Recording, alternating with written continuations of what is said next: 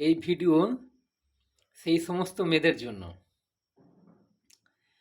যারা বেটা ছেলের বাইকে বসে ব্যাক সাইড উঁচু করে, হ্যাঁ, কোমর নিচু করে আর দুই হাতটা কোমরে ভালোবাসার দিয়ে ফু ফু করে উড়ে বেড়াও, তাদের জন্য। দেখো, তোমরা যে ঘোরো বাইকে, ফুর্তি করো, এতে কোনো অসুবিধা নেই, কিন্তু একটা কথা আপনাদের বলে দিই,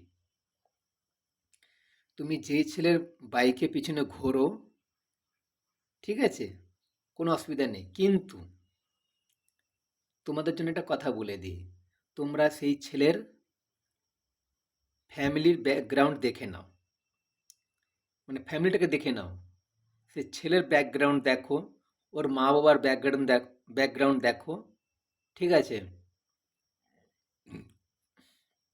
ওর পরিবারের ব্যাকগ্রাউন্ড দেখে নাও, দেখার পরে তারপরে তুমি তার সঙ্গে ঘর করতে পারবে কি না, তারপর তুমি ডিসাইড করো। আর তা না হলে, যদি কিছু চিন্তা না করে যদি ঘোরো, ঘোরো, কোনো অসুবিধা নেই। কি, এইটাই বাস কিছু বছর পরে যখন তোমাদের একটু লাবিডাবি হয়ে যাবে, ঠিক আছে, দুটো হাত এক হাত হয়ে যাবে, তখন দেখবে তোমার ওই ব্যাক সাইডে যে, মানে বাইকের ব্যাক সাইডে বসে যে ব্যাক সাইডটা, মানে পিছনে বসে যে ব্যাক সাইডটা উঁচু থাকতো, সেটা উঁচু থাকবে, কোমরটাও ঝুঁকে থাকবে, কিন্তু তফাৎ এইটুকুনি থাকবে,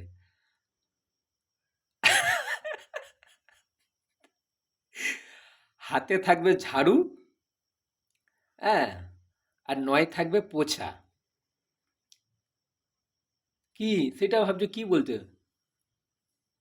নিজের ঘরে না, সেটা তোমার ঘরের নয়, সেটা আঙ্গনবাড়িতে, মানে লোকের ঘরে।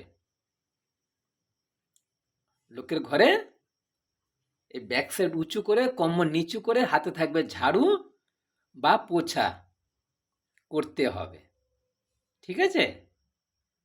ওই জন্য আগের থেকে সতর্কতা জারি করলাম।